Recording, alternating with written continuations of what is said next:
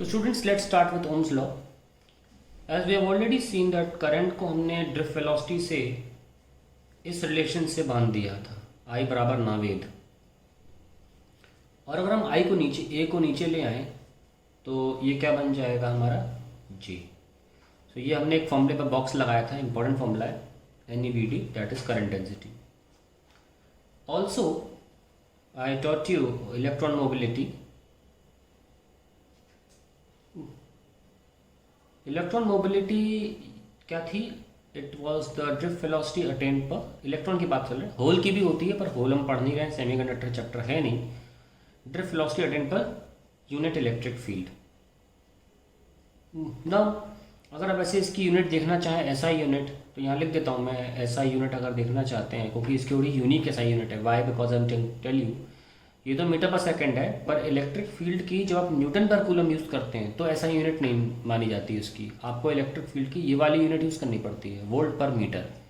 तो जो निकल के आता है metre square by volt second, वो उसकी ऐसा यूनिट है। It's a very important unit, board exam कई बार पूछ चुका है इसको। खैर, तो मोबिलिटी तो ये आ गई। सो अगर हम नोटिस करें कि वी डी को हम म्यू इंटू ई भी लिख सकते हैं, है ना। और अगर हम ये वी डी जो है वो यहाँ पुट करें तो हमारे पास करंट डेंसिटी का नया फॉर्मूला आता है, n mu e. Now this n mu e, आप अगर ध्यान से नोटिस करें ये एक्चुअली है क्या? एनी म्यू ई, ये कांस्टेंट है नंबर डेंसिटी किसी गिवन मटेरियल की, इलेक्ट्रॉनिक चार्ज कांस्टेंट है। तो अल्टीमेटली एक ऐसी क्वांटिटी है जो मोबिलिटी पे डिपेंड कर रही है। मोबिलिटी अच्छी, कंडक्टिविटी अच्छी, इसीलिए ये कंडक्टिविटी है। बाकी चीज़ें n इंटू ई तो खैर चार्ज हो गया, है ना, लेकिन अल्टीमेटली ये चीज़ कंडक्टिविटी ही होनी चाहिए थी, बिकॉज ये मोबिलिटी की तरफ इशारा कर रही है।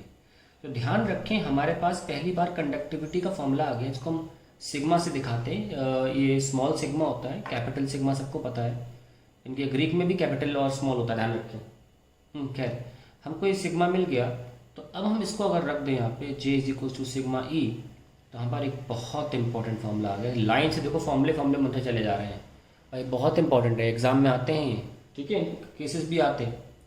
अब अगर आप नोटिस करें तो कंडक्टिविटी अपनी जगह, और अगर आप वेक्टर फॉर्म में लिखना चाहें तो आपको यहाँ से पता लगेगा कि करंट डेंसिटी का डायरेक्शन एक्चुअली होता किस तरफ है। हमने देखा कि हमेशा इलेक्ट्रिक फील्ड की तरफ होता है। तो current density is directed in the direction of electric field, in the direction of electric field। तो ये सब बहुत इंपॉर्टेंट चीज़ें हैं जो आपके सामने आ रही हैं।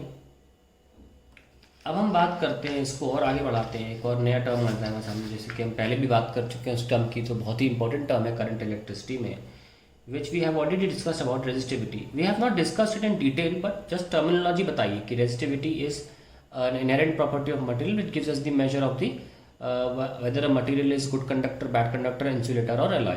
सब कुछ बताता है उसके बारे में, क्योंकि रेजिस्टेंस सिर्फ कंडक्टर की थी। there has to be a material property which tells you about the number density of the free electrons।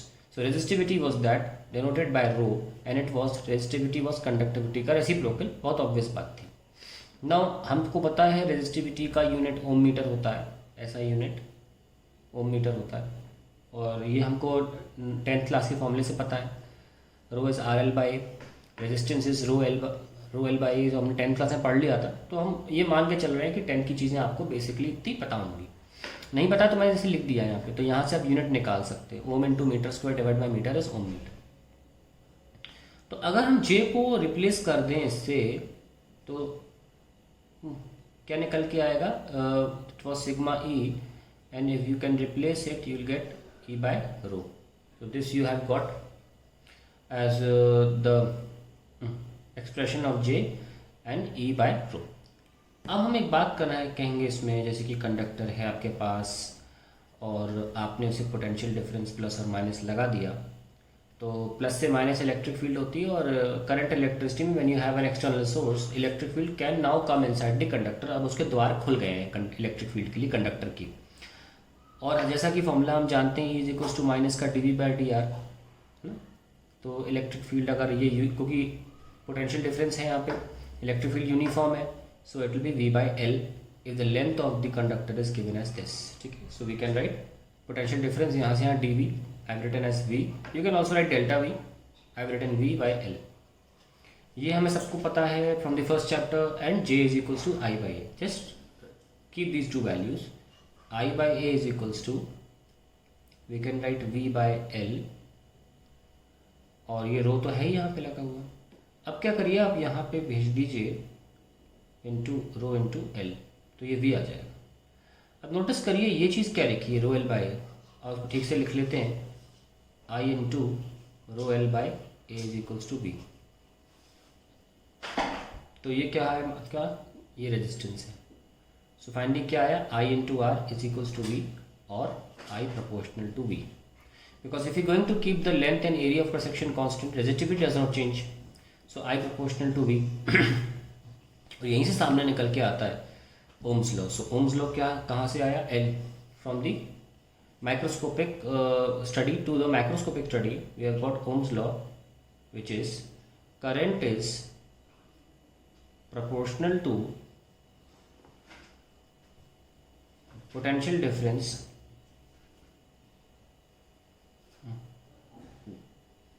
Across a conductor.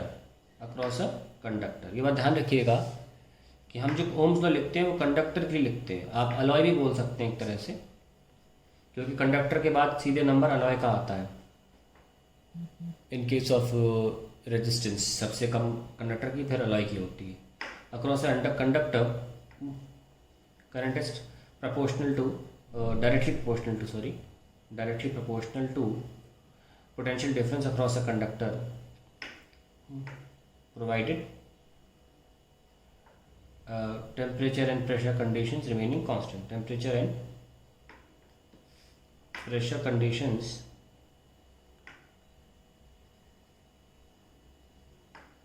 remaining constant.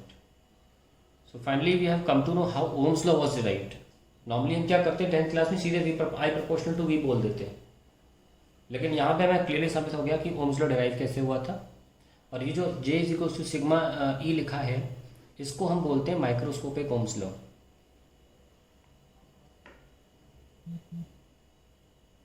ठीक है, कुछ लोग ऐसे भी बोल देते हैं microscopic Ohm's law. It's one of the same thing. आप किसी को बोलना चाहें, बात एक ही है, चाहे कंडक्टिविटी के फॉर्म में बोलें चाहे रेजिस्टिविटी के फॉर्म में बोलें. मैं कभी कभी लोग बच्चे भूल जाए फॉर्मूला अगर, तो मैं इस तरह से याद किया था इसको, E बराबर P J.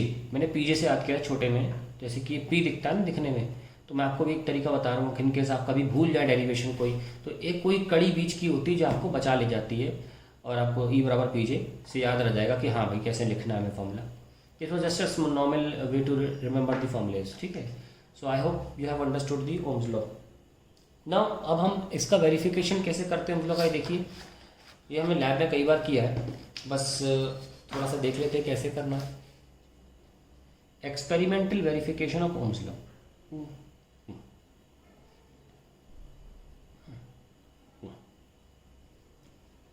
Of Ohm's law. हम एक रेजिस्टर लेते हैं और उसके अक्रॉस वोल्टमीटर लगाते हैं पैरेलल में. वोल्टमीटर कितनी भी वोल्टेज इसके अक्रॉस है वो बताता है, और हम एक सीरीज में एमीटर लगाते हैं, और मान लीजिए वेरिएबल बैटरी मतलब इसका हम वोल्टेज चेंज कर सकते हैं. ठीक है, तो इस तरीके से हम नोटिस करते हैं. और अब we make a table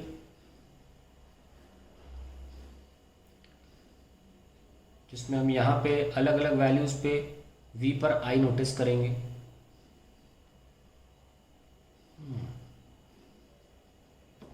So V1, V2, V3, V4 and so on, and we'll get different values I1, I2, I3 and I4, and then we come to know that the ratio I by V, which is 1 by R, is a constant for a given material.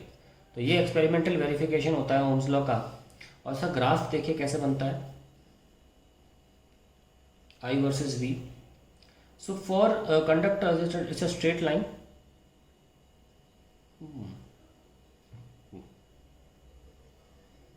ये आपका Ohm's law का graph है. और अगर आप बात करें इसकी स्लोप की थीटा है, तो उसका स्लोप क्या देगा आपको 1/r, जिसको कई बार कंडक्टेंस भी बोला जाता है। तो स्लोप ऑफ, अब क्योंकि हम एक्स एक्सिस को पहले बोलते हैं एक्स वाई, तो हम बोलेंगे V I graph, V I graph is conductance ना। कई बार क्या होता है, इतनी बारीक बातें लोग ध्यान नहीं देते, बड़े बड़े लोग भी ध्यान नहीं देते कि वी आई लिखने का मतलब ये है कि वो पहले एक्स एक्सिस मेंशन कर रहा है। और बड़ा फेमस लोगों के दिमाग में ये है कि ओम्स लॉ में वी आई ग्राफ जो है वो रेजिस्टेंस देता है। ये गलत नहीं है, क्या पता कोई वी यहाँ सोच रहा हो, आई यहाँ सोच रहा हो। तो बेहतर होगा कि कभी आपको बात बोलनी हो तो आप ये बात मेंशन करेंगे, भाई मैं वाई एक्सिस पे आई ले रहा हूँ। देखिए बहुत बड़ा मिसकंसेप्शन और या कहीं बहुत बड़ी मिथ्या है लोगों के साथ कि Ohm's law V proportional to I होता है। एब्सोल्युटली रॉन्ग, ओम्स लॉ नहीं है वी प्रोपोर्शनल टू आई, ठीक है। आप में से कुछ लोग ये कह सकते हैं नहीं 10वीं क्लास में तो हमने करंट चेंज किया था और वोल्टेज को देखा था, नोटिस किया था। मैं बता दूं बहुत से बच्चे लैब में जाके ये भी करते हैं, करंट चेंज करते हैं और वोल्टेज को नाप लेते हैं। कोई बात नहीं, वो भी कर लो, लेकिन वो ओम्स लॉ नहीं है। फिर मान लो आपका नाम रिंकू है, फिर वो रिंकू लॉ हो गया, वो रिंकूज एक्सपेरिमेंट हो गया। ओम ने नहीं कहा था ये कि आप ये करिए, ओम ने कहा था आई प्रोपोर्शनल टू वी होता है। अब लैब में आप जाके वी बदल के आई करो, चाहे आई बदल के वी करो, मर्जी आपकी, पर अल्टीमेटली होना क्या चाहिए जो मिस्टर ओम कह गए। तो वी प्रोपोर्शनल टू आई के चक्कर में लोग डिपेंडेंट वेरिएबल आई को बना देते हैं और इंडिपेंडेंट वेरिएबल आई को बना देते हैं। और अक्सर इंडिपेंडेंट वेरिएबल जो होता है वो एक्स एक्सिस पे मार्क, जनरली इंडिपेंडेंट वेरिएबल्स यानी कि जिन पे कोई डिपेंड करता हो, वो किसी पे नहीं करते, इसे बोला क्या इंडिपेंडेंट, वो एक्स एक्सिस पे मार्क किया जाता है। और जो डिपेंडेंट होता है वाई एक्सिस पे। तो कुछ किताबें क्या करती हैं, वाई एक्सिस पे वी मार्क कर देती हैं और एक्स एक्सिस पे आई। देखिए एंड रिजल्ट आपका सही आंसर दे देगा, फिर आपको स्लोप भी रेजिस्टेंस मिल जाएगी, सही है, सब कुछ सही है, पर आप ओम्स लॉ नहीं कर रहे हो। बात ये इतनी सी है बस, कुछ भी गलत नहीं है, मैथमेटिक्स सही है, फिजिक्स सही है, पर वो ओम्स लॉ नहीं है। तो यहाँ ओम्स लॉ बताया जा रहा है, अगर ओम्स लॉ ग्राफ बनाना है तो it should be I on the Y axis, V on the X axis, keeping V the independent variable and I the dependent variable. देखिए उसको मैं सिंपल बात से समझाता हूँ, बहुत सिंपल तरीका है समझाने का इस बात को कि क्यों इतना बड़ा फर्क है वी प्रोपोर्शनल टू आई कहना और आई प्रोपोर्शनल टू वी से। सपोज यहाँ पे कोई एक मैंने बना दिया, जगह बना दी और यहाँ से मान लीजिए एक पाइप बना दिया ऐसे छोटा सा, ठीक है।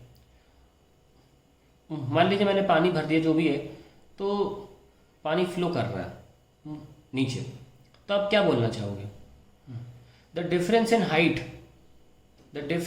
Depends upon the flow of water. मैं लिख के देता हूँ, क्या पता आप मेरी बात को रीजन आउट नहीं कर पा रहे हो। Difference in height depends on flow of water. ये सही है, खुद सोचो, फ्लो ऑफ वाटर पर डिपेंड करेगी difference in height. Difference in height तो आप कंस्ट्रक्ट कर रहे हो ना, किसी ने कंस्ट्रक्ट किया हुआ apparatus, खुद भी बना ले वो तो अगर फ्लो ऑफ वाटर अगर मान लो वो तेज कर दूं तो डिफरेंस इन हाइट जो है बदल जाएगी, डेल्टा एच बदल जाएगा क्या? ऐसा नहीं होता। हालांकि ये कहा जा सकता है that the flow of water will depend on the difference in height. उल्टा सही है, आप फर्क देख रहे हो, कितनी बड़ी बात है फर्क देखना। उस तरीके से ही जब पोटेंशियल डिफरेंस होता है तब जाके करंट डिफाइन हो पाता है। तो करंट का जन्म ही इस बात पे डिपेंड करता है कि पोटेंशियल डिफरेंस है कि नहीं है। अगर पोटेंशियल डिफरेंस नहीं होगा तो करंट होगा ही नहीं। तो इसलिए आई प्रोपोर्शनल टू वी कहना ही सही है, वी प्रोपोर्शनल टू आई कहना सही नहीं है। जब बोर्ड एग्जाम का वाइवा होता है तो एक्सटर्नल फैकल्टीज होते हैं कुछ लोग जो ये बात पूछते हैं और बच्चे सोचते हैं कि अरे क्या ये पहली बार सुन रहे हैं हम तो। कहीं ना कहीं मुझे भी लगता है कई बार कि ये लाइव क्लासेस या यूट्यूब क्लासेस जो हम करते हैं इसका इन जगहों पर बहुत फ़ायदा है, बहुत फ़ायदा है। क्योंकि क्लास में जब ऐसी चीज़ें बताई जाती हैं ना तो 50% बच्चा ध्यान नहीं देता। अब वो बात जाके वाइवा में बेइज्जती होती है, फिर टीचर की भी होती है कि टीचर ने ये भी नहीं पढ़ाया होगा इसको, टीचर को भी नहीं आता होगा। क्योंकि 50% से ज़्यादा टीचर यही पढ़ाते हैं वी प्रोपोर्शनल टू आई, फिर कहते हैं एनसीईआरटी में ये लिखा हुआ है। हाँ लिखा है एनसीईआरटी में, ये दुख की बात है कि एनसीईआरटी में लिखा हुआ है, नहीं लिखा होना चाहिए था। किसने? मैं डेफिनेटली कह रहा हूँ 12वीं क्लास में नहीं लिखा होगा, पर 10वीं में लिखा है, मैंने देखा अपने आंखों से। ये गलत है, नहीं लिखा होना चाहिए था। It should be I proportional to V only. You can see B proportional to I, then आप ओम मिस्टर ओम की बेइज्जती मत करिए, नाम मत लगाइए ओम का, आप अपना नाम लगाइए, मेरा लॉ है ये, ओम का लॉ नहीं है ये, ठीक है। तो ये इन यूट्यूब में पढ़ने से वजह से, या क्योंकि कलेक्टिवली सारे बच्चे पढ़ते हैं फिर लिखते हैं, फोकस रहता है, तो याद रहती हैं बातें जो मैं बता रहा हूँ, इसलिए कहीं यहाँ तो इसका एडवांटेज है, क्योंकि ऐसी बातें जब हम क्लास में बताते हैं या जनरली कोई टीचर बताता है ऐसी बातें, तो बच्चे फोकस में नहीं रहते क्योंकि वो कंटेंट से थोड़ा इधर होता है। लेकिन ये बहुत इंपॉर्टेंट बात है, आप कभी कोई आईआईटी लेवल का क्वेश्चन नहीं कर पाओगे या कोई अच्छा तोड़ क्वेश्चन नहीं कर पाओगे ना, आपकी बेइज्जती नहीं होगी, आपको ओम्स लॉ नहीं आता, आपकी बेइज्जती हो जाएगी, शर्मिंदा हो जाओगे आप किसी के सामने, अगर आपको ओम्स लॉ जैसी चीज़ नहीं, बचपन से ओम्स लॉ ही पढ़ा जा रहा है, इसलिए छोटी छोटी बातें बहुत मायने रखती हैं। तो यहाँ पे हम खत्म करते हैं ओम्स लॉ के बारे में जितना बता सकते थे। एक्सपेरिमेंटल वेरिफिकेशन आपने बहुत पढ़ा 10वीं क्लास में, मैंने इसे जल्दी खत्म किया, वो इतना इंपॉर्टेंट नहीं है हमारे 10-12वीं क्लास में। हम काश तक पिछले 20 साल में एक्सपेरिमेंटल वेरिफिकेशन पे ओम्स लॉ पे कभी क्वेश्चन नहीं आया, ठीक है। और ओम्स लॉ पे ज़्यादा क्वेश्चन आते भी नहीं है, और तो सिलेबस के हिसाब से बताना था तो बता दिया मैंने। और इस बहाने आपको हाँ ये ज़रूर है कि कुछ स्कूल्स में हमने भी पिछले साल डेरिवेशन ऑफ ओम्स लॉ पूछा था, हमारे मिड टर्म में हम लोग ने डेरिवेशन ऑफ ओम्स लॉ पूछा था from the microscopic Ohm's law, वहाँ से V=IR प्रूफ मांगा था। तो ये इंपॉर्टेंट क्वेश्चन है और आपको पता भी होना चाहिए as a matter of fact, बस दैट्स इट।